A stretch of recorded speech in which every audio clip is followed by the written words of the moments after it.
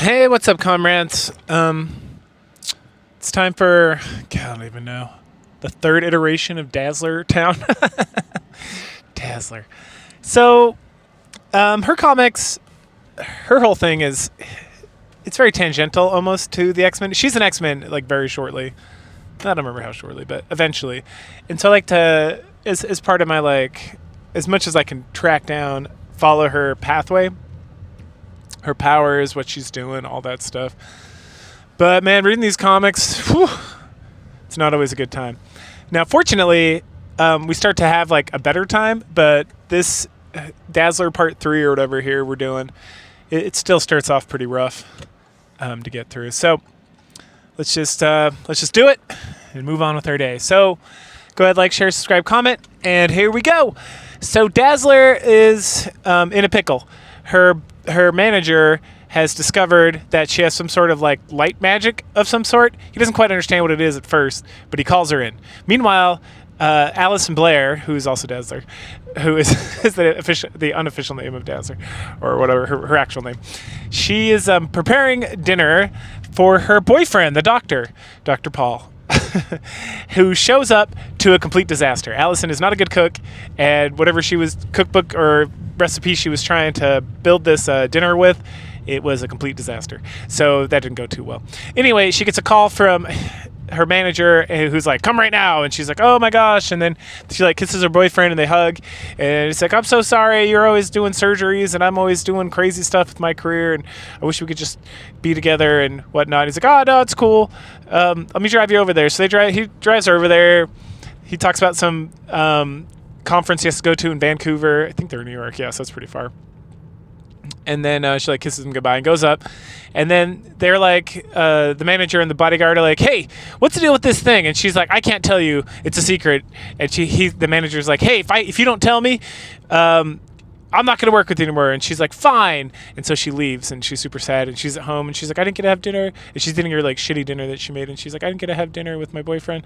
And my manager's being an asshole. Meanwhile, the bodyguard is hanging out with another singer in like the studio at the producer's tower or office or whatever. And he's like, man, this is great. This chick's a total babe. Plus she's a great singer. Like, I think his name's Harry. Harry really knows how to like track him down and whatnot. So, and then at that point, like country singer and fat guy and like other creepazoid, they bust in, they beat him up real good, and they tell him like the technomancer or whatever's looking for, or what's his name, technomancer, something like that, is looking for Harry, and he's gonna be in trouble. Harry is walking out of his office, and he walks by and sees this whole shenanigans, and he's like, ruh-roh. So then he runs all the way over to Allison's place and like knocks on the door. He's like, please, Allison, you must protect me. These guys are coming after me. And then he tells his story. He had this guy who was like the greatest, like the technic show guy. So when they're putting on concerts, I actually did this for a summer up in Boston, like decades ago at this point. But you have the person who does like the sound and the lights, right? So he was like that guy, but he was so good that he became like super famous all on his own. And he was trying to do this show with like lightning bolts or something. And Harry was like, hell no, you're not doing that. That's crazy. And the guy's like, I'm going to do it anyway. So he does. And then he injures himself and then he blames Harry. And then he was able to recover and start his own like techno. It's not techno. It's like technical lighting and sound company, and he's been very successful, but he's always held a grudge because he thought that Harry like sabotaged his equipment to punish him. Anyway, at that point, the trio of goofballs, they show up and they like throw Allison into the couch and grab him and leave. And Allison like tries to call the bodyguard and is like, man, I gotta track these guys down. And so she does, and she goes in there and she like gets captured and she tries to call the police, but they, something. And eventually there's like a big like hoopla about the whole thing where she like uses light powers, escapes, fights some more goons, comes back. The big guy's like, aha, I'm back. She gets punched in the face. There's a whip guy with the cowboy whip guy. They fight some more. Eventually Allison's able to beat all of them, right as Harry's like, I freed myself. It's like, congratulations, bro. You did one good thing. Anyway, good for him. And then she's like, please don't tell anyone, please, please, please. And he's like, no, I'm not going to tell anything, girl. Like, you're definitely keeping the contract and something. And so they call the police. The police show up, and essentially they convince the police that these guys, like, beat themselves up. And that's what's going on. And Yeah, we don't get any kind of resolution with the Technic Master. We see him at some point, and he has like robot hands because that he built himself. Because when his lightning like struck him, it like, I don't know, destroyed his hands or something. Whatever. It's kind of irrelevant at this point. All right, so then we move on to the next portion of Allison's story. Sorry, I'm trying to recall exactly what happens next. Again, it's kind of like, eh. Oh, I remember. Okay, so this whole time, as I think I mentioned this before in the previous stuff, there's been some guy who's just been kind of like following her around, saying creepy stuff, sending people to do things and whatnot, and trying to get pictures and whatnot. And some guys just like show up to her apartment, and they're like the feds or whatever. They're like guys with glasses, and like, you're coming with us. Or no, this guy like grabs her in like an alleyway, and he has a gun, and she's about to use her light powers, and he's like, these glasses that I have on right now are especially designed to stop you from using your light powers on me, so you better come. And she's like, fine. So she comes, and then they travel. There's like more guys, and they travel some more. They get in a helicopter, go to like a secret base, and in the base we meet Quasar. Quasar is another superhero guy. He uses like light power, kind of like the Green Lantern, sort of. Not as like fun as a Green Lantern or cool, but you know, he does light stuff. And so they chit chat, and he's like, hey, this is like our research lab. We're like government funded or something. We're trying to find ways to utilize superpowers to, you know, build like energy independence or something. And he walks through this like prison thing they have, and we meet like Claw. He's like sound waves, and he uses sound magic or superpowers. We meet like Nuclear, who's like a guy with like the sentiments of like a 2-year-old, but he can like blow up in nuclear explosions, so they keep him like sedated over there, stuff like that. There's a bunch of these doofuses. And Claw, when she's walking by his cage, he types on his little computer, and it's like, don't trust them, they're going to imprison you just like me. Anyway, so she goes through like a week of tests here after she signs some paperwork being like, yeah, that's fine, this sounds good. I mean, Quasar is super handsome, so handsome people can't be evil. God damn it, Allison. Okay, so she does a bunch of tests. They find out that she has like unlimited capabilities.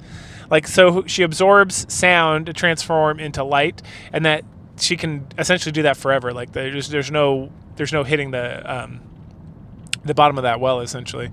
And also, but they don't know what happened because they weren't able to like get her to absorb that much sound, because it's like immense amounts. And if you're paying attention at all, and you look over at like Claw, who's in his cage, who's trying to like get Allison to believe that these guys are crooks, and then they're not treating her very well. They make her stay there for a whole week, and she's like, can I go home?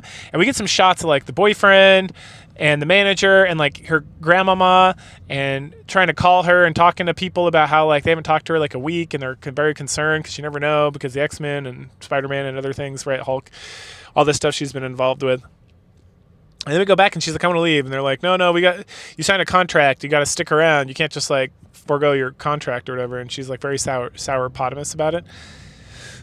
And she's hanging out in her room, and she's like complains to Quasar about it. And then he's like, oh, it'll be good. Don't worry about it. We're just all hanging out, having a good time. And so she's very disillusioned with the whole thing. And she comes upon them doing like some sort of test on Claw, and he looks like they're like poking him with stuff or shooting him with something. And he types on his computer before they do this, like, you better turn away. It's horrific what they do to me. And so she decides she's going to rescue Claw because they're in this together. But they're not. Because when she rescues Claw, he's like, thanks for setting me free. I'm a bad guy. And they have like a little bit of a fight. He like blasts her real good, and she kind of goes unconscious. And then he starts powering through the whole facility, because he's made of sound waves, so there's not much they can do. He gets to Quasar, and him and Quasar have like a fun little battle there. And then at some point, Allison like wakes back up, and she's like pretty charged with sound, right? Because she absorbs sound, turns light. So she goes to fight Quasar, or not Quasar. She goes to fight Claw, and they're like evenly matched, because her light powers don't do anything because he's sound, and his sound powers don't do anything because she absorbs sound. So they do that for a little bit, and then he's like, I'm gonna do my ultimate blast, and he hits her like real super. She like taunts him into using like a super blast on her, and she absorbs it, and then she starts to glow, and then she starts to absorb him, because it's like a black hole essentially. It's just drawing him into herself, and then she does. He completely becomes like a part of her, I guess, and she's like glowing like pink, and she's like, oh my gosh, I've never felt so much power, blah blah blah blah blah. And then Quasar and the goons all come too, and they're like, oh no, Alice, what are you doing? And she like blasts a hole in the wall, and she's like, no more tests, I'm leaving, I'm gonna go figure this out, you guys are assholes. And so she leaves, and she flies around a little bit, and she's like, oh, I'm all tuckered out from too much power, and I don't know what to do. So she just like lays down in Central Park. The next issue, issue 10, I want to say, picks up with like Dazzler number 10, picks up right there. Only we don't pick up with her. We pick up with dun dun dun Galactus. And then at the end of the previous issue, there was a whole thing where somebody's watching her and they're like, "Oh, my master would love to. He needs her, and he's going to use her powers, and she may die." Blah blah blah. And yeah, it's Galactus. It's a drone. There's no Herald of Galactus at this juncture because the previous guy, Thraxnor or whatever, that we ran into with the X-Men at some point, he's well, that's the whole point of the story actually. So we'll get there in a second. So Quasar and like goes after Allison along with some of their goons, and they get to Central Park like right as she's being like abducted by Galactus's drone ship, and he tries to fight it, but he can't because it's Galactus, fucking Galactus. And then Allison gets taken into the drone ship and flown, and then she kind of wakes up and she's not glowing pink anymore or anything. And the drone explains that like, oh, Galactus has like unlimited power, and he's one of the strongest beings in the whole multiverse or whatever. But he needs to talk to you because he needs some help. And she's like, "What could you need help for me?" And he's like, "Don't worry about it. We put some inhibitors on you, so you're not going to explode or do anything crazy or whatever. So come with me." And so the drone takes him to Galactus, and Galactus is like, "What do you want, drone?" Very much like a Doctor Doom. And he's like, "I brought the woman." And he's like, "Ah, yes, I need you to do me a favor." And she's like, "I don't understand." And so he goes into her head, and he like teaches her about like this. He hates humans because the Silver Surfer like loves humans or betrayed him for humans or something. I don't know the Silver Surfer story, so you can go to Wikipedia that. I'm sure it's in there somewhere. Anyway, but something, and then he has like the other heralds. He has like the thing from the like what is it, the Destructor or whatever it is from Thor #1. You got Fire Lord. And then you had Silver Surfer, and then Thraxor, and then I'm missing one. Let me think. Dun dun dun. There's another one. I don't recall. But they've all like betrayed him at some point or left him or whatever, and he doesn't like that. It makes him very upset. And so Thraxnor, so they were all like good guys, and eventually they betrayed him. Well, they didn't betray him. They were like, "I don't want to do this anymore. I don't like you eating planets." Shit. Oh, we get Galactus' like backstory, which I never knew.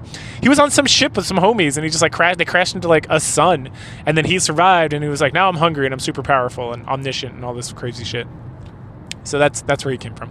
Okay, so at that juncture, he explains that what I need help with is that there's Thraxnor. So I chose an evil person this time because he wouldn't care if I like ate planets, but he got bored or like got too much, haughtiness in his head or something, and he like took off.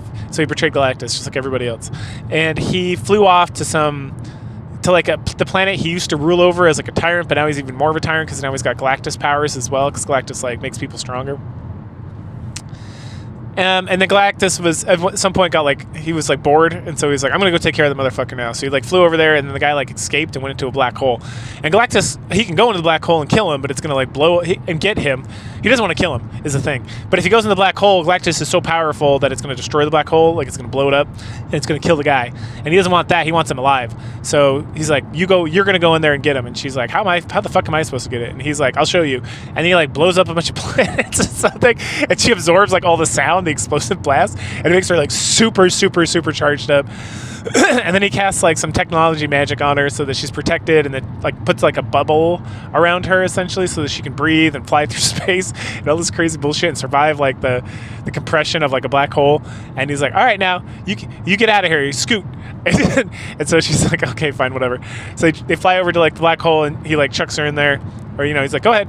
And so she goes, and then we go back to Galactus, and the drone's like, "Oh, the woman, she's gonna fight her." And then Galactus is like, "I'm already bored with this." He's like, "Do not pester me about this woman anymore." And it's like, bro, you're the one who like summoned her from like across the galaxy to bring over to do this thing.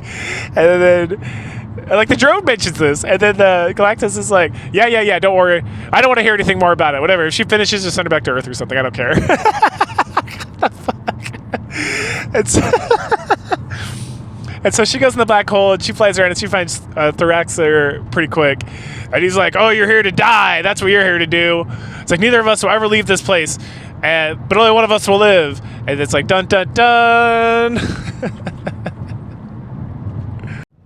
All right, so the battle between Dazzler and Thraxus begins. And Dazzler's getting kind of beat up and tossed around and whatnot, and Thraxus is talking about her becoming his concubine or something and escaping eventually and conquering worlds and living together and whatnot. Meanwhile, the droid, our droid friend, is like, hey, Galactus, things aren't going too well over there for Dazzler. Maybe we should help out. And Galactus is like, I got more important things to worry about than some fucking human. Like, we'll get around to punishing that guy later. I'm not worried about it. And then the drone like kind of says something again, and then Galactus is like, I don't understand why you're questioning me. That's not your job. I created you to do my will, not to question me. And then the drone questions again, and Galactus is like, what the fuck? No, we're leaving. Get this thing and let's go. And the drone's like, okay. And so the drone goes to pilot away, and then inside, all of a sudden, this beam shoots out of the ship as it's kind of like slowly floating away. And it smashes into Dazzler inside the black hole, and then it supercharges her. She beats the shit out of Thraxus at that point. And then she grabs him and follows that light straight out. She wasn't leaving there originally, but she's like, nah, I better go. So she drags him back up, and then the drone's like, oh, Galactus, look, she's doing this thing. And Galactus is like, I know what you did, motherfucker. I'll allow it. And so then they pick up Alice and Blair, Dazzler, and Thraxus, and then Thraxus gets his judgment. So the judgment is that he will have to again be the harbinger of Galactus as a punishment, which seems like an okay punishment, to be completely honest. But before he gets that declared, Galactus is like, and my judgment is, and Dazzler's like, I can't sit here and say nothing. And then she just goes off about how Thraxus is what Galactus made of him and that he should know better because Thraxus is just like a monster, and that's why Galactus like chose him in the first place and all this stuff. And then Galactus just stares blankly, and then when she finishes, he's like, you will be my herald, and then you will go home. So they send her back to her place, and there's something. Galactus initially is just like ignoring her, and then the drone like supercharges her again, and Galactus like is like, oh, it's so bright, go home, and like sends her home. Meanwhile, in this issue as well, and in the previous issue, we get a lot of shots of like the manager and the boyfriend and the dad all being concerned for Allison. So in this issue, they all meet up. But happenstance, they'll just like show up in her apartment. They're like, what are you doing here? I'm here to see Allison. Oh, I'm here to see Allison too. I'm here to see Allison. And they go up to her room and they bust it in. And like right before they bust in, Galactus is like teleported her back to the couch, and she's like in her Dazzler outfit, and she is like fainted on the couch essentially, like, oh, my stars and garters. And so they're like, all right, and they all leave except Paul, the boyfriend, and he sticks around, gives her like a little smoochie, and like makes sure she's okay because he's a fucking doctor after all. And then as he's like walking out, she's like, I love you, Paul. And then that's that. That's the Dazzler arc. But there's one more thing. And of course, that one more thing is a what if. So there's a what if that came out, and it's tied in with like another what if. But it's what if Dazzler had stuck around and been Galactus's herald. Herald, that's what it's called. Not harbinger. Herald instead. And so we get like a recap of the previous two issues of Dazzler. Dazzler 9 and 10, I think. Or 10 and 11.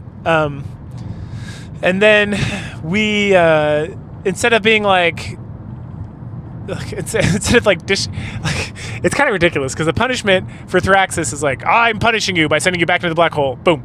And when he's going to throw him back in the black hole, he loses his axe, and so the axe like floats off, which is important for later. And then Galactus invites Dazzler to be his herald, and she's like, no, I just want to get home to be with my boyfriend.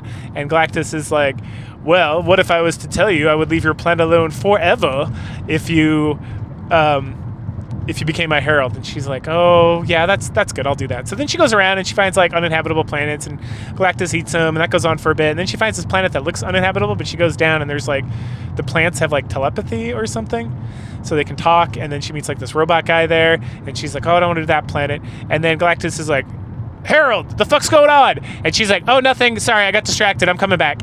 And so then she goes back, and then they have a conversation about eating that planet or eating other planets. And then there's like a whole thing, and she's like, I don't know, I gotta think about it, whether I want to keep doing this or not.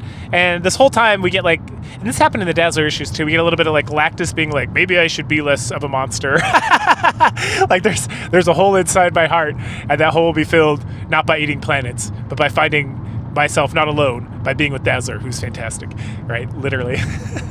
So over time, he's starting to be like less of like like an asshole, and he's starting to remember like life as like a mortal instead of like this immortal like planet-eating monster thing. And so But anyway, so it's not fast enough for Dazzler apparently, because she's like, I don't know, I gotta go think about some stuff. And so she runs off and she gets back to Earth. She's like, I'm just gonna go back to Earth and live my normal life. And she gets there and dun dun dun, everyone's dead. Not because of Galactus, because of ourselves, our own hubris, nuclear weapons. I don't know. There's been some sort of catastrophe, and all life on Earth has like been destroyed. And she's like, well, I guess it has been hundreds of years. She said, literally, it's like, oh yeah, I guess it's been centuries. Well, what can you do here? I guess all I got left is Galactus, and all he's got left is me, so we can go and be like a married couple or something. I don't know. Anyway, so she heads back, and then her and Galactus like live happily ever after. The end. Why not? All right, so that's the Dazzler Part 3, or Dazzler, yeah, it is kind of Dazzler Part 3 arc. So yeah, go ahead, like, comment, share, subscribe, and I will catch you guys later. Bye.